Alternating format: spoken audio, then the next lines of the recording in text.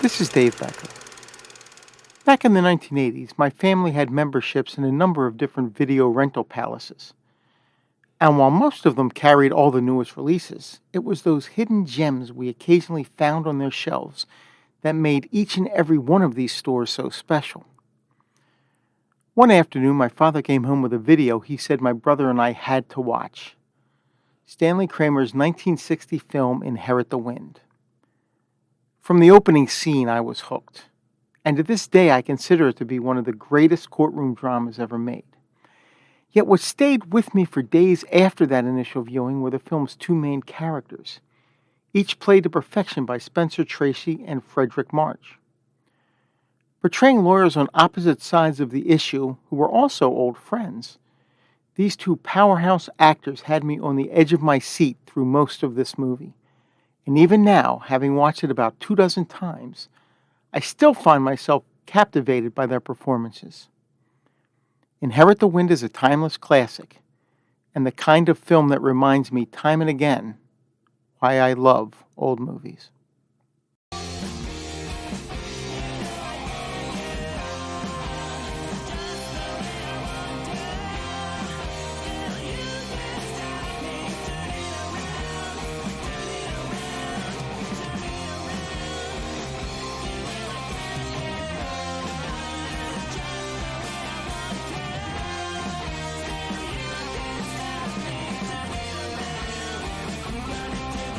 Hello, film historians. I'm Derek and I love old movies. We've got Sam the sidekick here. Hello, and welcome to episode 25. Our quarter-century milestone. Our we've been doing this for a while stone. Our don't touch that dial stone. Nope.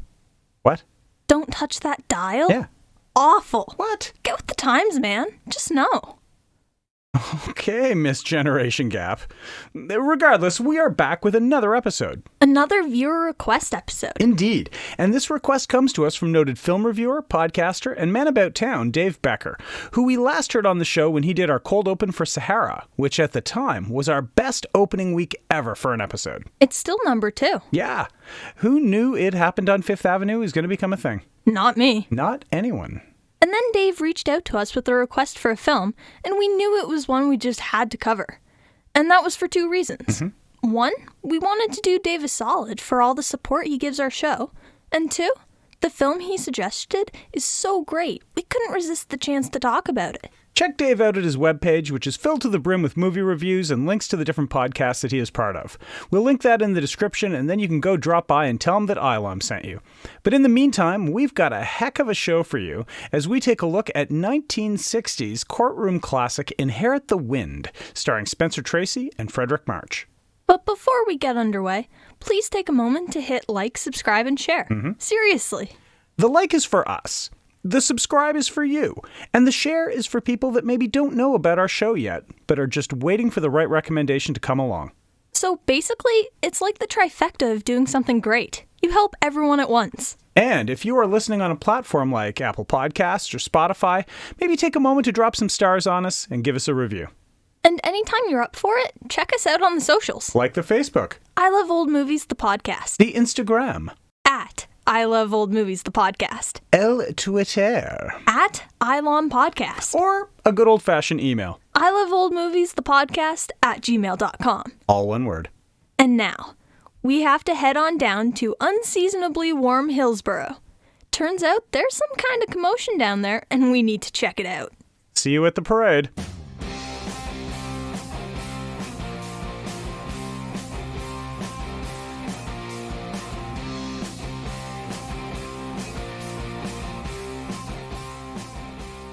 It's a long way from graduating from New York University to becoming a filmmaker known as Hollywood's conscious, but that is the path that Stanley Kramer took. From early jobs as a PA in the 1930s to a job with Universal in their art department in the 40s, to making films for the Army in World War II, Kramer then transitioned into his dual roles as director and producer, and had a creative hand in some of the greatest motion pictures of his era. Kramer was known as a message director, but he was also an actor's director, having certain performers that he loved working with, like Frank Sinatra, Sidney Poitier, Katharine Hepburn, and most notably Spencer Tracy. Kramer said that if he was to be remembered for anything in life, he would hope it would be for the films he made with Spencer Tracy. Such was Kramer's skill with actors that he managed to direct 14 different actors to Oscar-nominated performances. And of these, Hepburn and Maximilian Schell won Oscars for their performances in his movies. Wow, it's like he was the Tarantino of his day or something. That's an interesting comparison. Honestly, one of Tarantino's skills as a director lies in his ability to cast people for roles that you wouldn't think would be great for them. And then they are. And Kramer was doing that back in the 1950s. He had this creative vision to use actors famous for their roles in MGM musicals, then cast against type and put into dramatic roles. He did it with Fred Astaire in On the Beach, with Gene Kelly in Inherit the Wind, and with Judy Garland in Judgment at Nuremberg. And all great performances. Yeah. All great movies. Yeah, he didn't make too many bad ones. In fact, Kramer produced 6 Best Picture Oscar nominees. High Noon in 52, The Caine Mutiny in 54, The Defiant Ones in 58, Judgment at Nuremberg in 61, Ship of Fools in 65, and Guess Who's Coming to Dinner in 67. As a director, Kramer was directed for Best Director 3 times, with The Defiant Ones, Judgment at Nuremberg, and Guess Who's Coming to Dinner. Now, as a director, he only made 20 films, and this entire second half of his career came after Guess Who's Coming to Dinner, with none of his later work coming close to what he had accomplished from 1955 to 1967, a time period in which, based both on his prolificness and the extremely high quality of his output, he might have been considered one of the best filmmakers in the world. After his retirement in 1980, he moved to Seattle, writing for a newspaper and teaching at a university. Stanley Kramer died in 2001 at the age of 87. The writer is Nedrick Young. Young also went by the pseudonym Nathan E. Douglas and was an American actor and screenwriter. The majority of his 22-year-long career was spent as an actor, with more than 24 acting credits. He only actually wrote 4 screenplays, including Jailhouse Rock in 1957 with Elvis Presley, The Defiant Ones in 1958, Inherit the Wind in 1960, and Shadow on the Land, 1968. The Defiant Ones even won an Oscar for Best Screenplay written directly for the screen, and Inherit the Wind was nominated for an Oscar for Best Screenplay based on material from another medium. Young refused to confirm or deny involvement in the Communist Party, resulting in the HUAC blacklisting him for most of the 50s and 60s. In 1960, Young actually tried to launch a lawsuit against the Motion Picture Association for 13 years of being blacklisted. The suit was not successful. He died in 1968 at the age of 54. When a list of Hollywood legends, like Clark Gable, James Cagney, Humphrey Bogart, John Ford, and Katharine Hepburn, refer to you as the greatest actor of your generation, that's one thing. When you hold the record for the most Academy Award nominations for Best Actor, at 9, tied with Laurence Olivier, that's another thing. And when you are one of only 2 men to win that award in consecutive years, along with Tom Hanks, as well as many other award nominations and wins, that's another thing still. No man in Hollywood history can match such achievements, as they all belong to the incomparable Spencer Tracy. After an academic career that saw him attend multiple high schools and never graduate from college, Spencer Tracy worked briefly and unremarkably in stock theater before being scouted for Hollywood and signing a contract with Fox. Despite making 16 films there and turning in well-received performances, none of the movies were hits. But when he switched over to MGM, his films became successful, award nominations and wins followed, and by the 1940s, he might have been considered the studio's top leading man, even ahead of Clark Gable. It was with MGM that he received his first Oscar nomination for San Francisco in 1937, before winning in 38 and 39 for Captains Courageous and Boys Town, respectively. His series of films with Katharine Hepburn, 9 in all, beginning with Woman of the Year, which also led to their 25-year intimate friendship. Hepburn and Tracy were one of the great love stories of old Hollywood, despite never being married. As Tracy said, both my wife and Kate like things the way they are. Tracy had a natural, easy, unforced acting style that was so admired by his peers and by fans. Where he really excelled was in his ability to listen and react. And as we know from our Meisner, when an actor just listens, they become fascinating to watch. And that sums up Spencer Tracy maybe better than anything else could. He is fascinating to watch.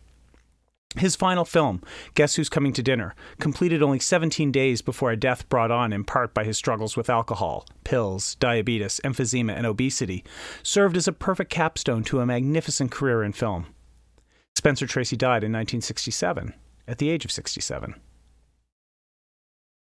There were two actors that William Holden held in the highest regard. One was Spencer Tracy, and the other was Frederick March. While it might be difficult to hold anyone up as a peer to Tracy, if anyone could be, it is without a doubt Frederick March. March was pursuing a career in banking in New York City in the 1920s before taking work as a film extra. These early silent-era appearances led to him being cast in Broadway plays, and by the end of the decade, he was contracted to Paramount. Almost instantly successful, March received an Academy Award nomination in 1930 for The Royal Family of Broadway, and then one in 1931 for Dr. Jekyll and Mr. Hyde, being the only actor to win an Oscar for a horror film until Anthony Hopkins 60 years later. March made some big movies in the 1930s, such as Les Miserables, Anna Karenina, and A Star is Born, which was his third nomination for Best Actor in that decade. In the 1940s, his work diversified a bit, with appearances on radio and stage as well as in film, and in 1947, he won the Best Actor Oscar again for The Best Years of Our Lives, and also the Tony Award, his first of two, for Years Ago. He's the only actor to win both in the same year, and the only male actor to win 2 Oscars and 2 Tonys. March appeared in several films with his wife, Florence Eldridge. They first appeared together in The Studio Murder Mystery in 1929, and lastly in Inherit the Wind, her final film. Frequently associated with high-quality films, March starred in 7 films in his career that were nominated for Best Picture, although only one of these won.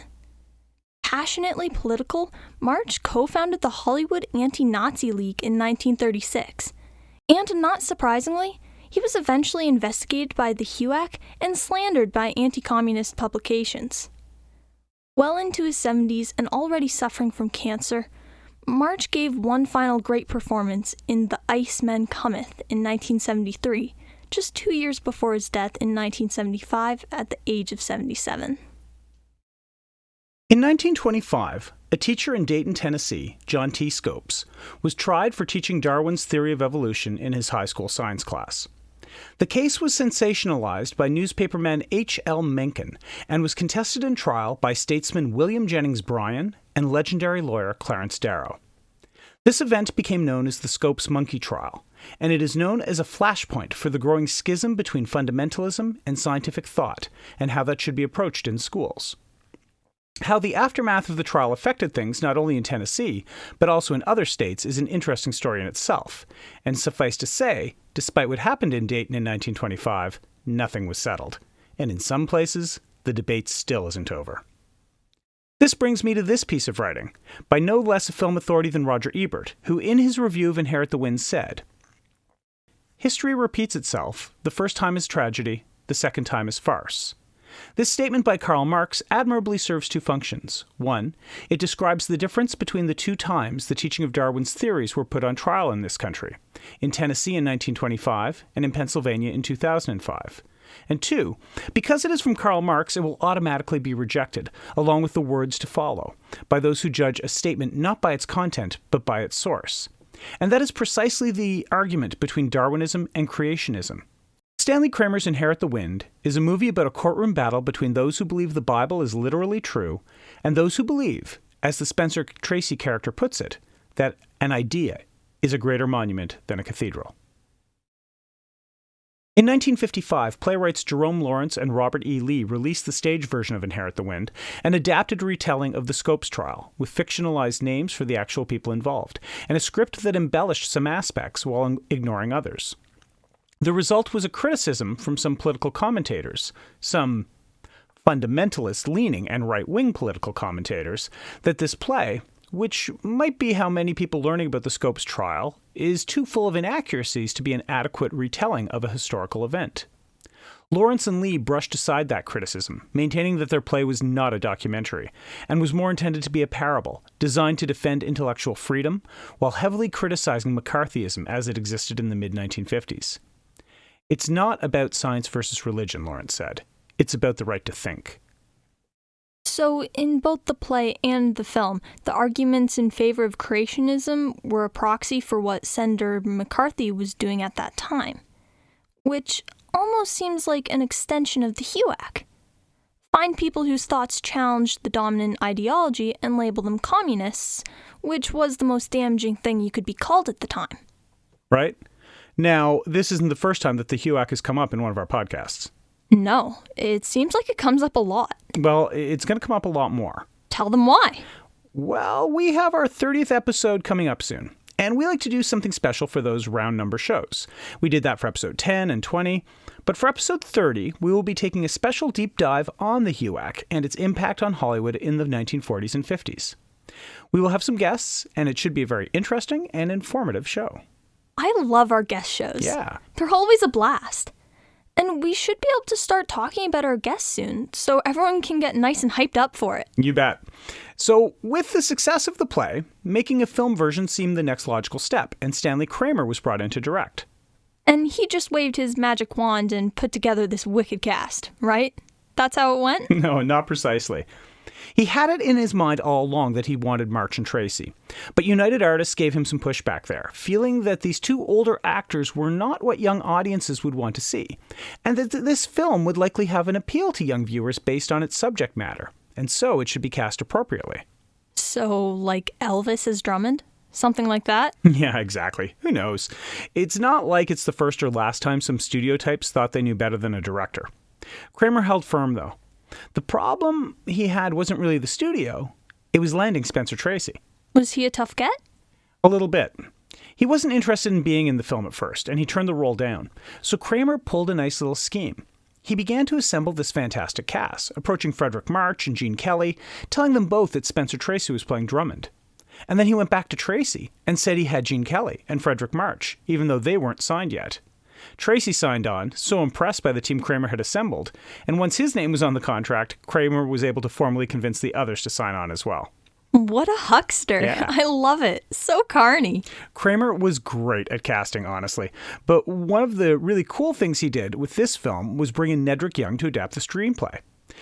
Essentially repatriating a formerly blacklisted writer, the point he was making against McCarthyism and in favor of freedom of thought was made even more tangible.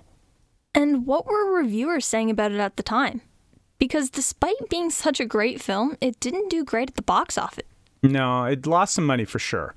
But people in the know knew they were seeing something great. The film's North American opening was actually held in Dayton, Tennessee on July 21st, 1960, 35 years to the day of the ending of the Scopes trial. Oh, I love that. Bosley Crowther of the New York Times said the film featured, quote, one of the most brilliant and engrossing displays of acting ever witnessed on screen.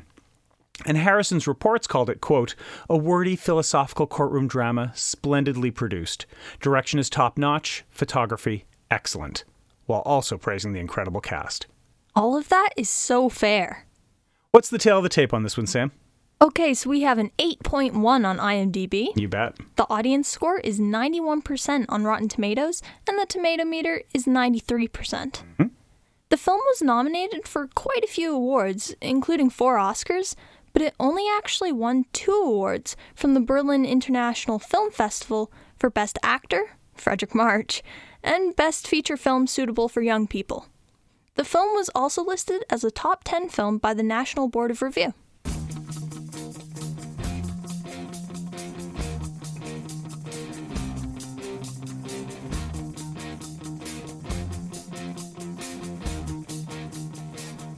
We open on a shot of the Hillsborough Courthouse. An a cappella version of Gimme That Old Time Religion plays as we take a walking tour through this small town. It's a little slice of Americana. A group of hat-wearing men, including the mayor, sheriff, and local preacher, come together, check their watches, and walk with purpose. They head to the schoolhouse, are met by a photographer, and they walk into the high school science class of Bertram Cates. He is teaching class a lesson about Darwin's theory of evolution, and he is arrested and charged on the spot. He is not allowed to teach anything that suggests man was not created by God in a classroom. I feel like right away this would trigger you. Yeah, teachers getting arrested or censored for bringing enlightenment or at least offering differing points of view to students, that's probably a touchy area for many educators. And in the wake of his arrest, media coverage begins to spread and Hillsborough quickly becomes a laughingstock town. Of their town, it is written in newspapers that they either have a hole in their head or their head in a hole. What the town leaders want is Kate's to stop. That's all. But given the mess that has been made of this, they all bicker about what's to be done. Some of them realize there's a bigger world out there that they all need a connection to, and they can't turn their back on progress. There's a little bit of a schism between progressive and conservative elements in the town, but the conservative voices hold more power, are more plentiful, and are louder, as well as being supported by the townspeople. We learn that a significant person, Matthew Harrison Brady, a big lawyer and politician, who is referred to as the right hand of God, has volunteered to prosecute Kate's. This means a lot of national attention on their small town. He's a rock star of the religious right, a former presidential candidate, and former Secretary of State. For his part, Kate's will be represented by someone being sent by a newspaper in Baltimore who has taken a special interest in the case. Rachel comes to the courthouse to bring Bert some stuff. Rachel is also the Reverend's daughter, and Bert's fiancée. She wants him to apologize and recant, but he won't. He won't free his body to lock up his mind. That's a good principled stand. Another visitor is reporter Mr. E.K. Hornbeck. He's played by Gene Kelly. He is representing the Baltimore paper. He calls Kate's Copernicus and Socrates sarcastically, letting him know the situation he is in. But Hornbeck believes in science, despite his low opinion of the people of Hillsborough. He says, "I may be rancid butter, but I'm on your side of the bread." Matthew Brady arrives in town to a parade, marching bands, and supportive signs. The whole town has come out to celebrate him, singing a much cheerier and defiant version of Gimme That Old Time Religion, even with a verse about Brady himself. And to formally welcome him to the town, Brady is named honorary colonel in state militia by the mayor. He addresses the crowd. He says he's not here to prosecute a lawbreaker. He is here to protect this small southern town from the wicked cities of the north. Hornbeck interrupts him to announce that Henry Drummond, the great lawyer, is coming to defend Kate's. The people know of Drummond, and they hate him. He's the devil's disciple, they say, and Brady vows to defeat him. Awesome to see Gene Kelly in a supporting role. He lends so much to every scene he's in. Just a great movie star, and this is a very against-type role for him. Rachel argues with her dad, Reverend Brown. He is upset at her for supporting Bertram. He lays the guilt trip on thick, crying and praying to God and invoking his dead wife. He's a perfect, if extreme, example of how backward this place is. So blind to progress, so devoted to their interpretation of the Word of God, and willing to manipulate others to get their way. I feel like I know this actor. Claude Akins. Good supporting actor type dude. What have I seen him in? Battle for the Planet of the Apes. Huh. Hornbeck meets Drummond at the train station, and this town is in full carnival mode. Drummond takes it all in. He says, "There is only one man in this town who thinks, and he's in jail. That's why I'm here." And the students of Mr. Kate's meet Drummond, and they wish him well, and they carry his bags. At the hotel dining room, Drummond and Brady meet up and renew acquaintances. They have been friends and compatriots in the past. Something has sent them on split paths, though. Although they are cordial and respectful, they're clearly no longer the friends they once were. Next day at the courthouse, the carnival is both outside and inside, as jury selection goes on. Harry Morgan plays the judge. Brady and Drummond spar and quip, and the juror selection is a part of a larger chess match between the two. Drummond wants Brady to be called Private, not Colonel, but a compromise to make Drummond a temporary honorary colonel is reached. Once into the court scenes, the writing, acting, and directing really take off. Doing it a play-by-play doesn't it no justice. Tracy and March are tremendous. Drummond is iconoclastic and calculating, willing to turn this town on its head. Rachel wants Bert to plead guilty lest he collude with Drummond and Hornbeck and wind up doing the devil's work. Drummond wants to defend Kate's right to be different. Kate's is disillusioned. He just wanted to be a teacher, not a headline, not a cause. But he is to Drummond. A murderer who killed one of their fairy tale notions. Bert decides to fight, and he tells Rachel that she is the one that will need to choose. At dinner, scientism is darkness, says Brady while gorging himself on food. Drummond munches on a small sandwich and sits with Sarah, Brady's wife. They too are old friends. Ideology ended the friendship somewhere along the way, it seems, with Brady becoming increasingly conservative and religious, while Drummond became more accepting of science and progressive ideals. Reverend Brown has a big prayer meeting. Now he is breathing fire and brimstone, and he wants Kate's to suffer in eternal damnation. This crushes his daughter. Brady actually talks him down. He says God forgives his children, and we, as children of God, should forgive each other. This is a wonderful show of Brady's power and influence, but it's used gently and positively. He's so damn formidable. Then the Bradys take Rachel home, and they return to the hotel, and Brady and Drummond sit on the porch and have words. Brady laments their divergence. Drummond tells a story about a toy horse he had as a child, which he had desired greatly, but realized it was junk when he got it, and he equates this to Brady's philosophical perspective, calling it all shine and no substance. The prerequisite for paradise cannot be ignorance and hate, Drummond says. Back in court, Kate's students give testimony, and a number of experts arrive to support the defense. Brady gives sweeping speeches designed to compel and inspire fear in God and denounce science. Drummond's approach is different, but it comes to very harsh words between counsels. Drummond says that right has no meaning, truth has meaning, as a direction. This scene is filled with good courtroom drama, but also fantastic philosophy. The story is told, but the concepts are also presented. The next witness for the prosecution is Rachel, which the defense did not know. She tells about a boy, a former student of Bert's, who was interested in science, and was bright. Then he drowned. And Rachel's dad denounced him to hellfire since he wasn't baptized. Rachel knows that this led to Bert's disillusionment. Brady jumps on this and takes Rachel on the stand, burying Bert. Sarah has to intervene to get Brady to stop. Bert doesn't want Drummond to cross-examine her. And worse, we know that Brady got access to this information the previous night when he was consoling Rachel after the scene at the prayer meeting with her father. Brady wasn't being compassionate with her at all. He was playing an angle that he unveiled in the courtroom, showing how ruthless and two-faced he could be in his quest for this victory. Now, I'm not an expert in ethics, morality, and theology. That's fair to say. But I feel like some of the people screaming the most about Christianity this and God that are the least Christian people imaginable.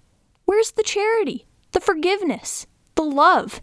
There's just hate and fear-mongering and storm clouds everywhere with these guys. And Brady and the Reverend are the worst of the lot in this way. The defense gets to begin their case, and Drummond wants to bring his experts to testify. They are all professors of science, but Brady fights back, not wanting their heresies to be spoken in court. 6 scientific experts in all are excluded from testifying, as Brady's objection is upheld. In the face of such an audacious denial of the merit of science and truth, Drummond erupts, declaring, "This community is an insult to the world," and Drummond wants to quit the case. "You cannot administer a wicked law impartially," he says. "Fanaticism and ignorance is forever hungry and needs feeding." Drummond rips the town, the court, the judge, everyone. It's just an amazing bit of line delivery and screen acting from Spencer Tracy here. Just wow. When you see a great doing what they do best, it takes your breath away. Drummond is found in contempt of court, and a very high bail is set. But a farmer, the father of the drowned boy in fact, offers to post bail, and the local banker backs it with financial guarantee. But just when you think that the tide of public opinion might be turning in favor of the defense, that night, Cates is burned in effigy while parading citizens sing about hanging him and Drummond. Friendly small-town stuff. Next day back in court, Drummond apologizes to the judge, which is accepted graciously. The judge knows what a sham this whole thing is, and he really wants to minimize the appearance of any bias and unfairness. Which is hard when you're presiding over an unfair case Right? about an unfair law where the defense is being treated unfairly. There's so many great asides by Hornbeck at Brady's expense that get super looks from Frederick March in Gene Kelly's direction. It's clear that these two go way back and absolutely hate each other. Drummond changes tactics and calls Brady to the stand as an expert on the Bible, and Brady's hubris makes him convinced that he won't hurt his own case. Brady testifies he hasn't read Darwin's work and knows nothing of it, and everything in the Bible should be taken literally. Brady says natural law is controlled by God, so he can do anything. Drummond looks for little contradictions in the biblical texts, and Brady no-sells it all by saying, because God. Drummond says that an idea is more important than a temple. Progress is a bargain, and if God created man, then God gave man the ability to think, and that must not be curtailed. And Bertram Cates is a man who wishes to think, and therefore he must be part of God's design. Brady is getting rattled at this point, responding with, I do not think of things that I do not think about. And then, due to the absence of the sun in the first days of creation, Drummond posits that the length of a day as we know a length of a day is in doubt. It might have been 24 hours, might have been 30, might have been 1,000,000 years.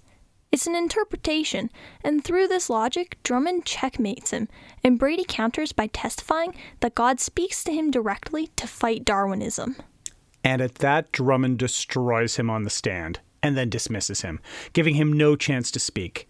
Brady is a mess and starts coming apart, and his whole act has been exposed as ego and self-aggrandizement, not necessarily law, and he winds up contradicting himself, his arguments, and his aura are shattered. And the courtroom applauds. Sarah and Rachel talk. Rachel felt that what Brady did to her was evil, so what he stands for must be evil. And Sarah says her husband is just a man who makes mistakes.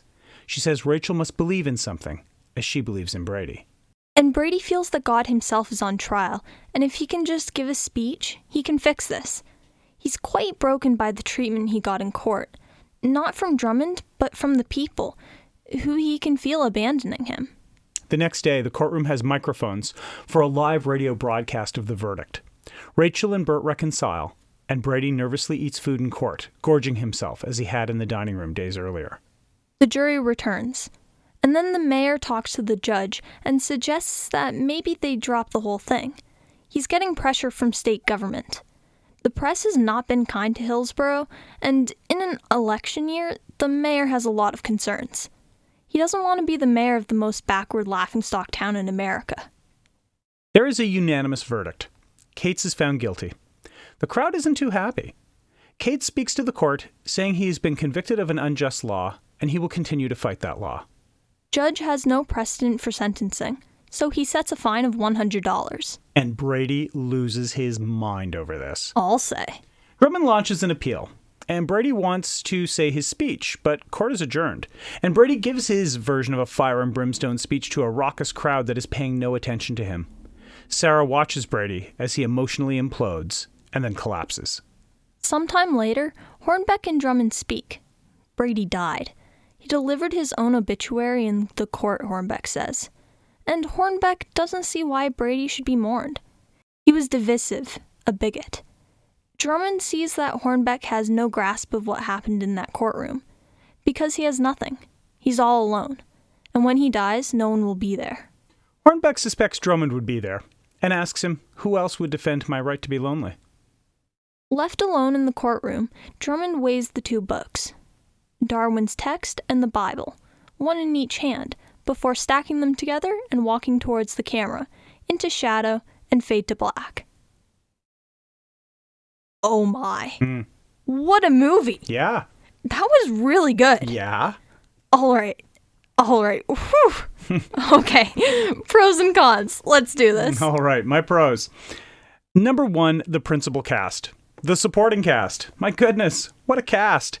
Stanley Kramer may have had to resort to some tricky methods to pull this group together, but the final result is impeccable. Having March and Tracy, two of the finest actors of their generation, square off was enough of a treat, true. But the supporting cast rounds things out wonderfully, giving other characters more impact and gravitas. Gene Kelly in a supporting role isn't something that happens every day. And along with Henry Morgan and Claude Akins and Florence Eldridge, the viewer is just treated to a highly skilled group of actors, making each other look better every step of the way. It's no wonder that people from the sets of nearby productions wandered over to watch this movie being filmed. Who wouldn't want to see this group at work? Number 2, this is one of the finest courtroom movies ever, and it should be a standard against which all others can be judged. It's so excellently written and filmed and especially acted that it is a treat for the audience.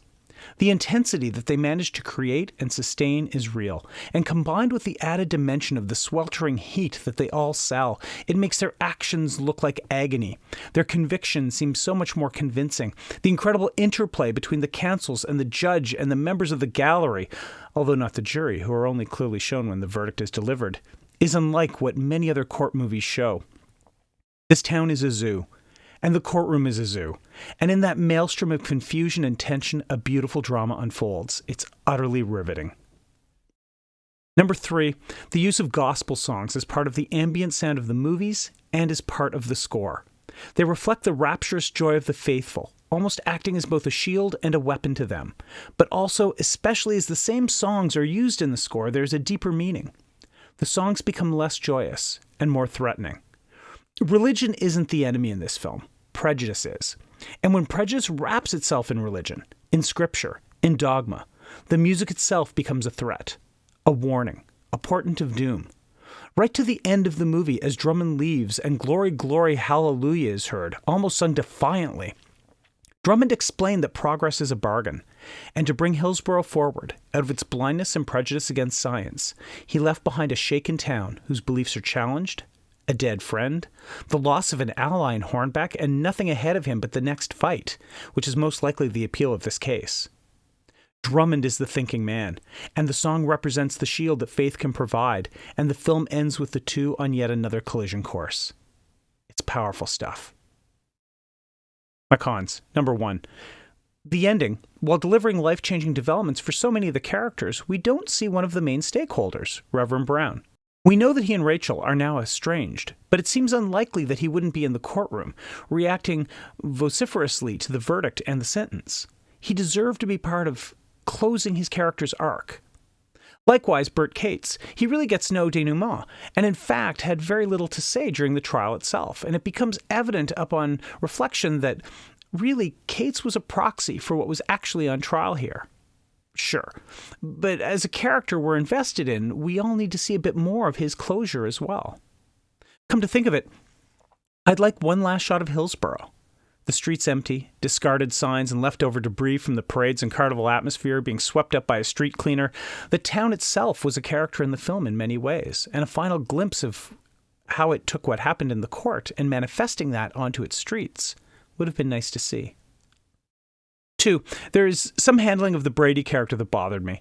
There's an incredible scene at the town prayer meeting where the Reverend was delivering his wild rantings, rousing the crowd into a fever pitch, and Brady calmed them, validating how they were feeling, but shaping the energy into something reasonable. This scene showed him as a kind and worthy leader, one who is worth all the investment that the people put into him. He even took the distraught daughter of the Reverend and consoled her, being a comforting presence for her as she faced the impossible choice of choosing between her father and her fiancé. Brady is likable, even admirable in this scene. I love it. But in literally the next scene, he's using the information he gleaned from her to attack her on the stand, badgering her relentlessly, taking what she confided in him privately and turning it into evidence in a courtroom. The entire act was wildly exploitative and completely unworthy of the man we had just seen. Sure, he wanted to win the case. But the Brady from the prayer meeting would never exploit and humiliate a young girl who is in love to make his point. The two moments are too far apart in terms of his character, and I feel it weakens him overall. And number 3, Hornbeck switches at the end of the movie from being a jaded and biased journalist who didn't like Brady to really being a full-out asshole who's willing to pick a fight with Drummond simply because there was no one else there. I liked the Hornbeck character, and I really liked that he was played by Gene Kelly. Seriously, what a bit of casting that was. But I felt that scene with him just being a big jerk at the end, almost gloating over Brady's death, was unnecessary at best and completely turned me against the character at worst. And I don't want to be against Gene Kelly. Come on. And is this a watch? Oh, yeah. This is required viewing. This is an essential film. It's so well written and impeccably acted and timelessly relevant. You're up. Okay, so my pros. 1. The performances. This film had an incredible cast. Frederick March, Spencer Tracy, Gene Kelly. These are all people with incredible careers. Their performances were just so strong. When I was watching the movie, I straight up didn't want it to end. I just got so caught up in the story, I forgot that I was actually supposed to be thinking about the film in a critical manner. I was just enjoying it. And the supporting performances were just as great. I just want to watch this film over and over again so that I can watch these actors perform. And I've seen some of them in other things before.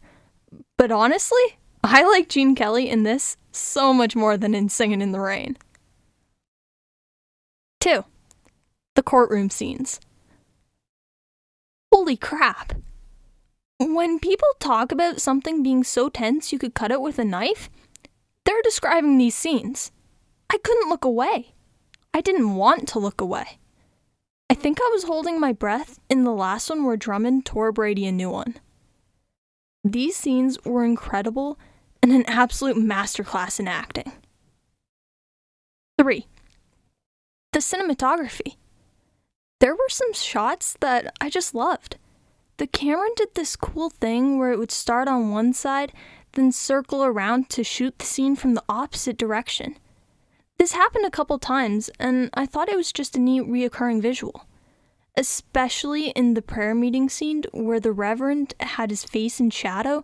It was really cool. Now my cons. 1. When Brady went after Rachel. This sucked. Like, poor Rachel. Brady had been so nice and such a good guy beforehand, and she told him things in confidence. Then he makes her talk about it and starts screaming at her while she's having a complete breakdown.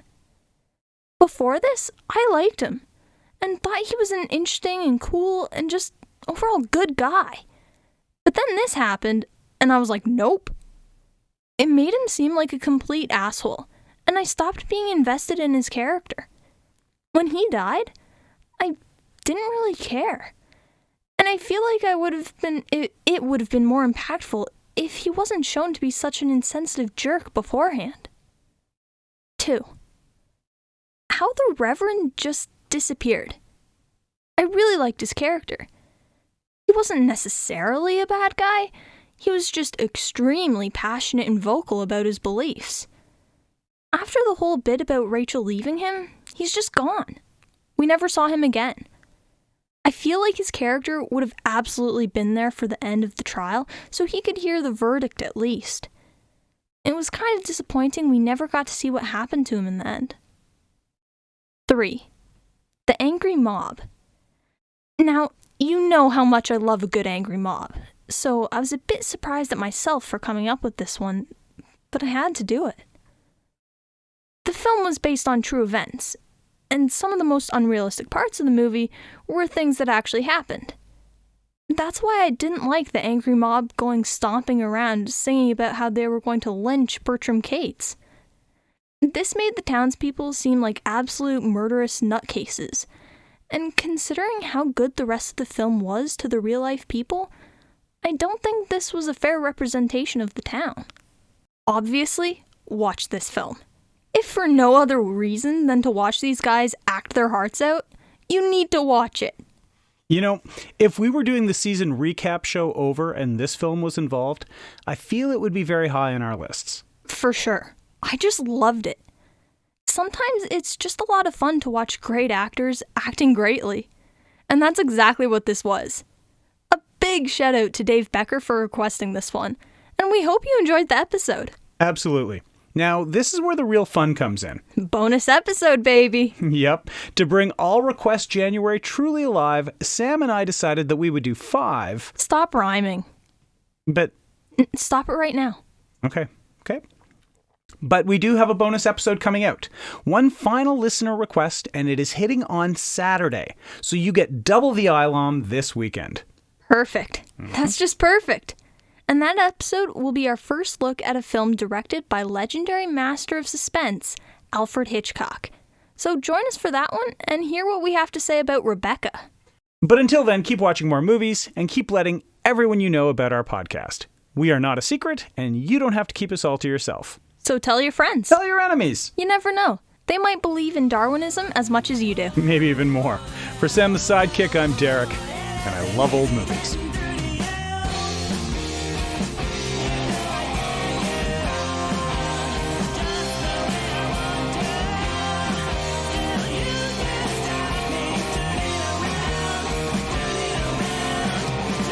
Additional research for I Love Old Movies, the podcast, is done by Nikki Weatherden. Audio clips come from freefx.co.uk. Images are used through the provisions of fair use, and our theme song, Burning Bridges, is by The Crocs.